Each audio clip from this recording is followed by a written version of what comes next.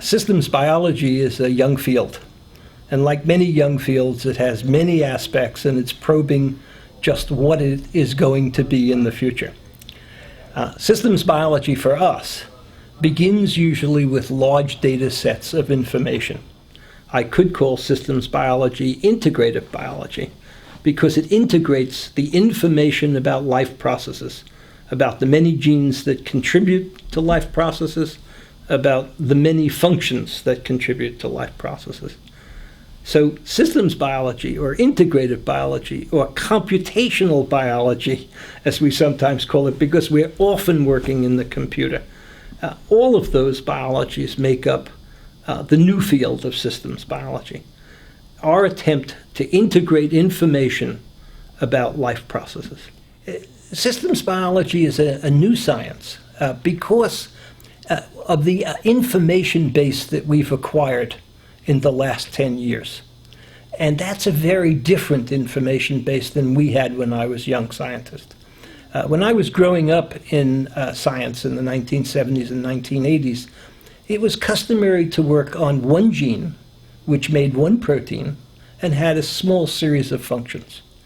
And we did this one gene at a time. And so as technology developed, it allowed us to look at the interactions of this set of genes. So while I worked on one gene and someone else worked on another, these two genes interact. But there are 3 genes and 4 genes. And we'd like to know something more than what one gene does. We'd like to know how it acts in the milieu of the differences between the other genes. That's why it's called systems biology. It integrates across the functional interactions of many genes.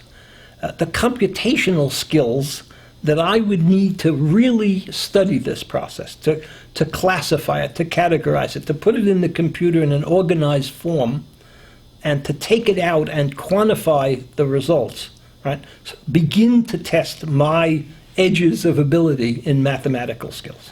And because of the fact that in systems biology, we have a need to have large data sets in the computer, a need to extract that information and quantify it, to write the equations that tell us what the processes are. We are a team, and we're a team of mathematicians, of computer scientists, of physicists, and of biologists. And every member of that team is needed to make their contributions so we can create a systems biology. First, you should appreciate that our approach to systems biology, which is a subset of all possible approaches to systems biology, we're not modeling, we're not looking at problems of protein folding and so forth. We're looking at genetically scaled problems and how they relate to disease processes, or how they relate to the viability of a virus, or how they relate to the evolution of a particular organism. And I'll use evolution as a very good example.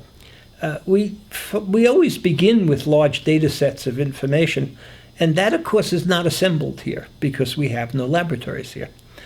So we're dependent upon other groups to do the DNA sequencing and to assemble them into data sets. Now, what we'll do is computationally we'll reassemble them in a useful way for us to query the data set. So that's one of the first things we'll do, is test the validity of a data set. Is it correct based on another data set that has similar or overlapping information? How do we want to organize the data set for the kinds of questions we want to ask, right? So we're working with the computer scientists to organize information in a way that we can query it in an optimal way. I think systems biology is particularly applicable to disorders like autism, for example. The human brain is an extremely complex machine. It may be the most biologically complex machine we know of. A number of components, how they interact, how they integrate. These are really important questions to understand, but the scale of the billions and billions of connections and neurons that there are, the scale is daunting. And when you're speaking about a disorder like autism, you're speaking about some parts of that interaction some parts of those connections, the connectivity, if you will, that's not functioning properly.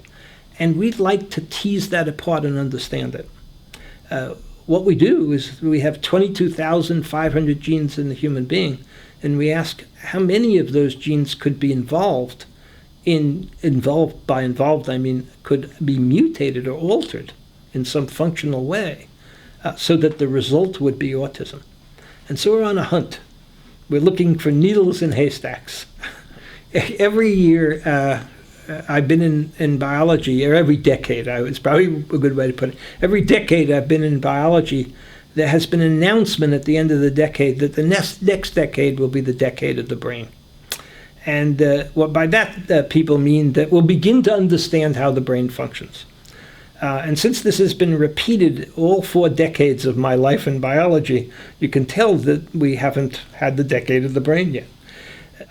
And I think systems biology will move in the direction of neurobiology. I think it will find its heyday. And I think given the right set of circumstances and the right set of information, we've finally reached the decade of the brain. And in the middle of the decade of the brain, systems biology will make extraordinary contributions.